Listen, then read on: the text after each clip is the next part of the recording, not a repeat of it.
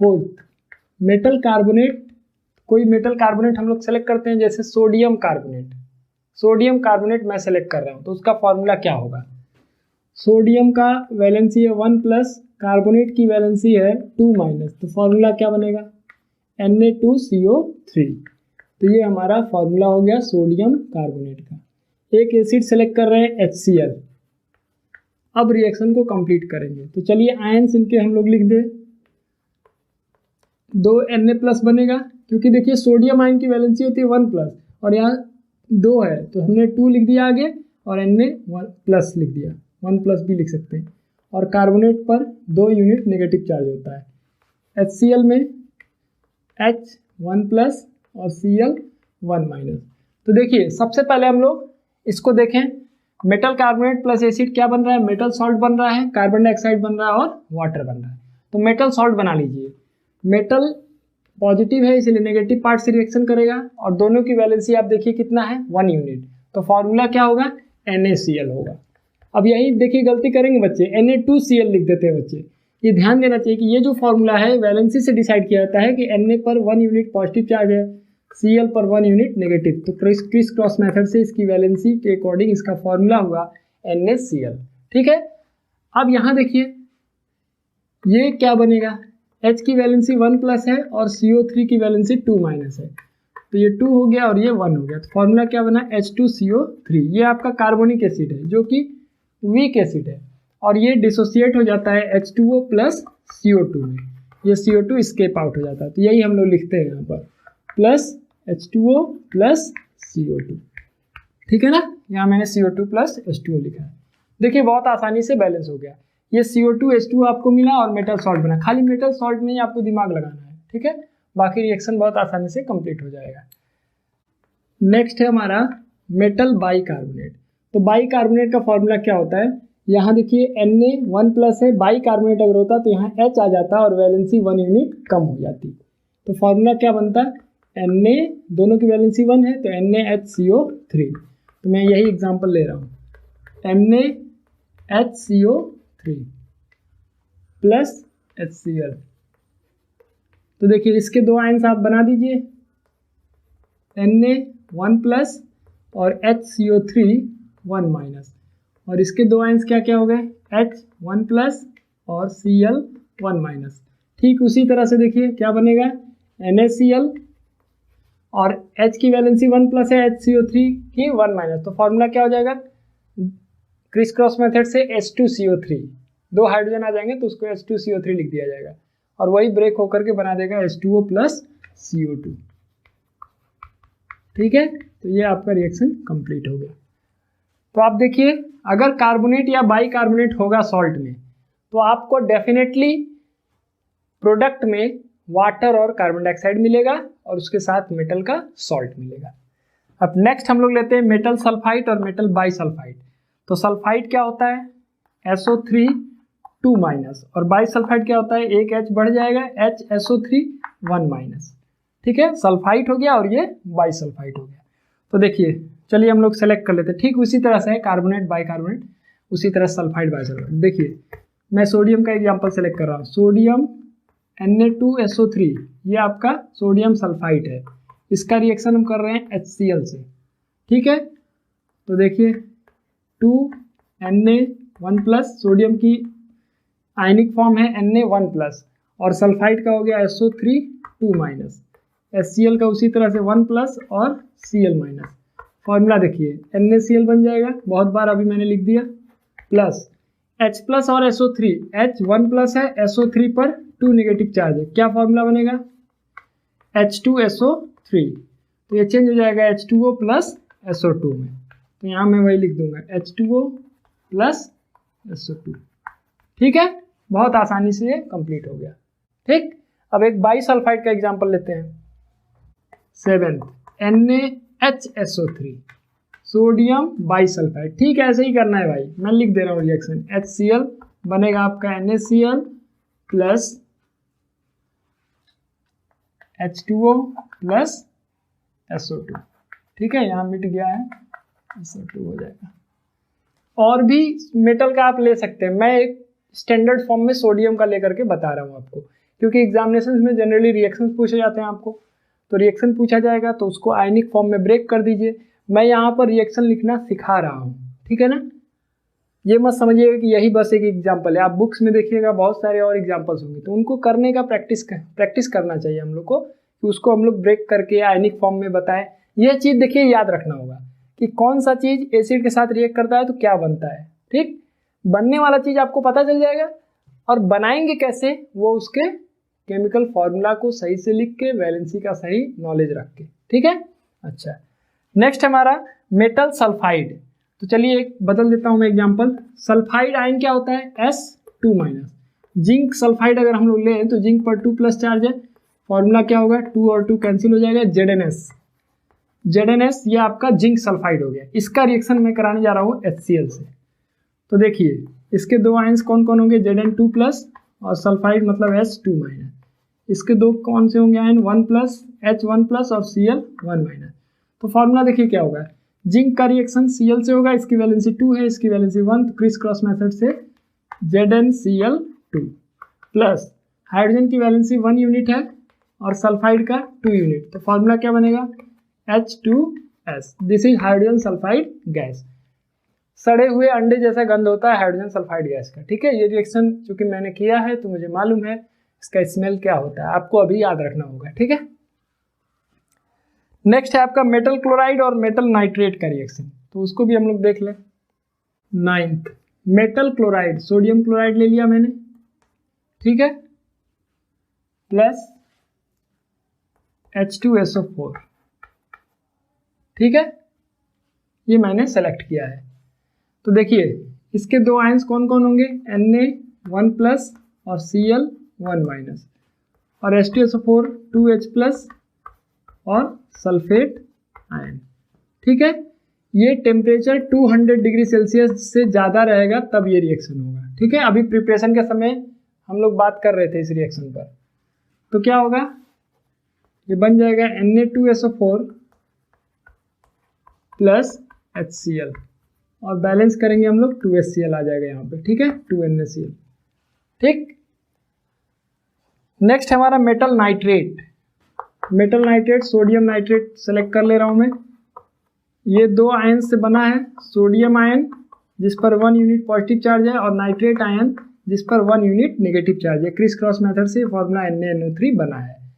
देखिए मैं बार बार ये ब्रेक कर रहा हूँ, और ये ब्रेक मैं इस बेसिस पर कर रहा हूँ क्योंकि मुझे वैलेंसी चार्ट पता है, आयंस को मैं आइडेंटिफाई कर पा रहा हूँ। सोडियम नाइट्रेट बोला जा रहा है तो इसमें सोडियम आयन है और नाइट्रेट आयन है, तो आपको पता होना चाहिए सोडियम आयन का फॉर्मूला क्या है, नाइट्रेट आयन का फॉर्मूला क्या है। अगर आपको ये क्लियर नहीं होगा तो रिएक्शन आप रटते हैं, और रटी हुई चीज़ कितने दिन तक याद रहेगी, बहुत होगा 1 महीना 2 महीना, उसके बाद वो डिलीट हो जाएगा, फिर आप वही चीज़ को बार बार याद करते हैं।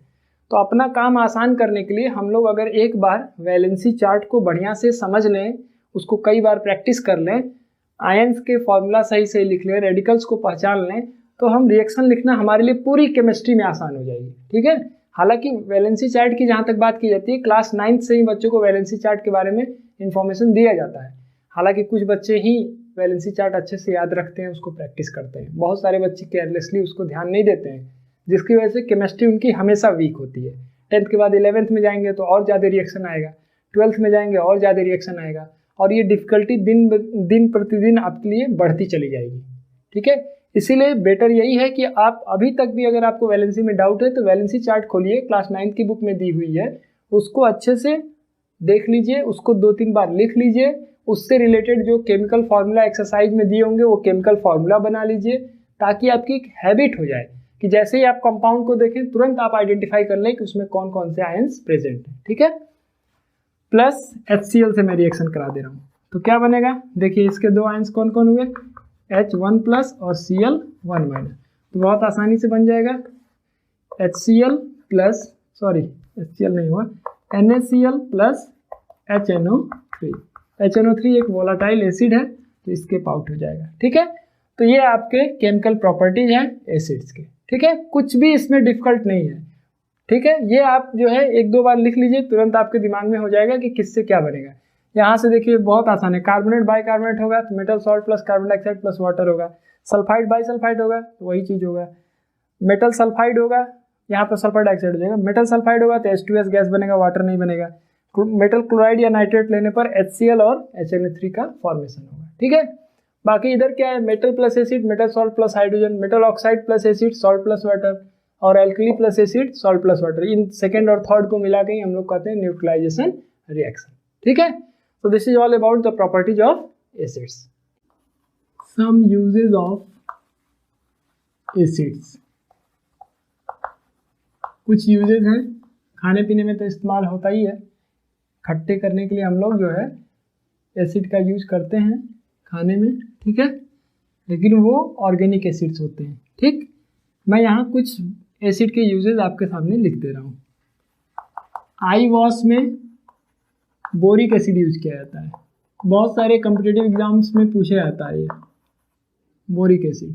ठीक है, उसी तरह से फूड प्रिजर्वेटिव, खास करके अचारों को देखिए, अचार बनाया जाता है तो पैक्ड बॉटल में रखा जाता है उसको, और ट्रांसपोर्टेशन करते समय वो खराब हो सकता है, इसलिए वहाँ पर फूड प्रिजर्वेटिव के रूप में साइट्रिक एसिड यूज किया जाता है। साइट्रिक एसिड डाल देने से उसमें बैक्टीरिया का ग्रोथ नहीं होता है और वो खाना सड़ने से बच जाता है। ठीक है, ink stain remover, ink stain remover, इसके लिए ऑक्सैलिक एसिड यूज किया जाता है। ठीक है, और जो है फ्लेवरिंग ड्रिंक्स जैसे कोल्ड ड्रिंक्स है, इसमें कार्बोनिक एसिड यूज किया जाता है। ठीक है, बेकिंग पर्पज के लिए बेकरी में यूज किया जाता है टार्टरिक एसिड। ठीक है, और जो है कुकिंग पर्पज के लिए एसिटिक एसिड, या इसी को आप कहते हैं विनेगर। ठीक है, और जो है पिकलिंग ऑफ मेटल्स, इस पर्पज के लिए HCl हाइड्रोक्लोरिक एसिड का यूज किया जाता है। ये एसिड के कुछ इंपॉर्टेंट यूजेस हैं जो कि डेली लाइफ में हम लोग देखते हैं। ठीक, अच्छा, एसिड से रिलेटेड एक बहुत बड़ा इन्वायरमेंटल इशू है एसिड रेन। ठीक है, एसिड रेन एक इन्वायरमेंटल इन्फ्लुएंस है जो एसिड की फॉर्मेशन की वजह से होता है। नेचुरली एसिड फॉर्म होते हैं इन्वायरमेंट में, अगर जहाँ सल्फर डाइऑक्साइड, नाइट्रोजन के ऑक्साइड ज़्यादा इमिट हो रहे हैं इन्वायरमेंट में, वहाँ पर एसिड रेन का फॉर्मेशन हो सकता है। हालांकि उसका इफेक्ट वहीं पर दिखाई देगा ऐसा ज़रूरी नहीं है, क्योंकि ये गैसेस हैं तो ये एक जगह से दूसरी जगह ट्रैवल करते हैं। और मान लीजिए इमिशन कहीं पर हो रहा है, ठीक है, सल्फर डाइऑक्साइड का इमिशन कहीं पर हो रहा है, कहीं पर फॉर्म हो रहा है, लेकिन ज़रूरी नहीं है कि एसिड रेन उसी पार्टिकुलर एरिया में हो, उससे दूर भी एसिड रेन हो सकता है। तो कहीं ना कहीं इसका जो इफेक्ट है वो ग्लोबल है, एसिड रेन का इफेक्ट ग्लोबल है, और ये बहुत सारे मॉन्यूमेंट्स को डैमेज करता है, हेल्थ पर भी इसका एडवर्स इफेक्ट पड़ता है, और एग्रीकल्चरल लैंड के जो फर्टिलिटी है उसको भी ये अफेक्ट करता है। ठीक है, तो एसिड रेन के बारे में हम लोग थोड़ा सा डिस्कस कर लें, कैसे इसका फॉर्मेशन होता है। एसिड रेन, एसिड रेन क्या है? If the precipitation contains acid, मतलब बारिश के पानी में अगर एसिड की कुछ अमाउंट है जो कि एक नॉर्मल अमाउंट से ज़्यादा है, नॉर्मली तो कार्बन डाइऑक्साइड भी वाटर से रिएक्ट करेगा, कार्बोनिक एसिड बनाएगा, लेकिन वो हार्मफुल नहीं है। उसके अलावा अगर सल्फ्यूरिक एसिड भी आने लगा रेन वाटर के साथ, नाइट्रिक एसिड भी आने लगा, तो फिर वो हमारे हेल्थ के लिए इंजरियस है। ठीक है ना, तो वैसे केस को हम लोग कहते हैं एसिड रेन। कैसे इसका फॉर्मेशन होता है? देखिए, सल्फर जो कि कोल में पाया जाता है, कोयले में पाया जाता है, वो जब जलता है ऑक्सीजन से कंबाइन करेगा तो बन जाता है सल्फर डाइऑक्साइड। तो मान लीजिए कि कोई इंडस्ट्री है जहाँ पर कोल को बर्न किया जा रहा है, तो यहाँ पर इसके इमिशन में सल्फर डाइऑक्साइड गैस रिलीज होगा। ये सल्फर डाइऑक्साइड एटमॉस्फेयर के ऑक्सीजन से रिएक्ट करके सल्फर ट्राईऑक्साइड में भी चेंज हो सकता है। ठीक है, और ये दोनों ही गैस वाटर से जब रिएक्ट करते हैं SO2 प्लस H2O, तो बनेगा H2SO3 और SO3 प्लस H2O तो बनता है H2SO4। अब ये वाटर जो है क्लाउड्स से जो रेनफॉल हो रहा है उसके दौरान जो वाटर है वो सल्फर डाइऑक्साइड सल्फर ट्राइऑक्साइड से अगर रिएक्ट कर लेता है, जो कि वहां पर अवेलेबल होने पर ही ये चीज होगा, तो रेन वाटर में सल्फ्यूरस एसिड और सल्फ्यूरिक एसिड भी आने लगेंगे, तो वो रेन जो होगा वो एसिड रेन होगा। इसी तरह से ये हमारे क्या हो गए, एसिड्स हो गए। नाम अभी मैंने लिखा ही था, sulphurous acid and sulphuric acid. इसी तरह से जो जेट प्लेन्स होते हैं, ठीक है, जो कि हाई एल्टीट्यूड पर ट्रेवल करते हैं, उनके इमिशन में नाइट्रोजन के ऑक्साइड्स रिमूव होते हैं, ठीक है। वो नाइट्रोजन के ऑक्साइड भी काफी हार्मफुल होते हैं because they are involve in the formation of acid rain. तो वो कैसे होता है, देखिए उनके इमिशन में, जेट प्लेन्स होते हैं उनके इमिशन में नाइट्रोजन का ऑक्साइड नाइट्रिक ऑक्साइड रिलीज होता है। ये नाइट्रिक ऑक्साइड ऑक्सीजन से कंबाइन करता है, 2NO + O2 गिव्स 2NO2, और ये 2NO2 वाटर के साथ जब रिएक्ट करेगा तो बनाएगा nitrous acid plus nitric acid. This is nitrous acid और ये क्या है, नाइट्रिक एसिड है।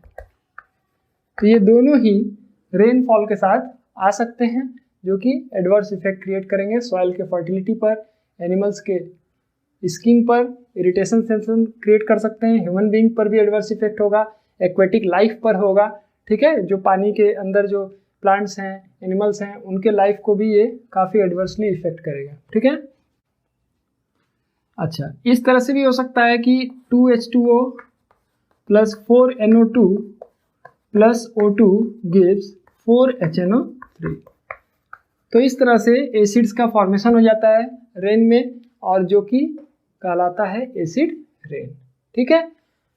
तो इस तरह से एसिड जो है, इनके हम लोग प्रॉपर्टी जान लिए। बेसिकली अगर सिंपल सा टेस्ट करें एसिड के लिए, जो कि आप बहुत ही पहले से जानते होंगे कि एसिड जो होता है वो ब्लू लिटमस को रेड लिटमस में चेंज कर देता है। तो कोई भी सब्सटेंस हम लोग अगर आसानी से जानना चाहें कि वो एसिड है कि नहीं है, तो हम लोग लिटमस पेपर से उसका टेस्ट कर सकते हैं, ठीक है।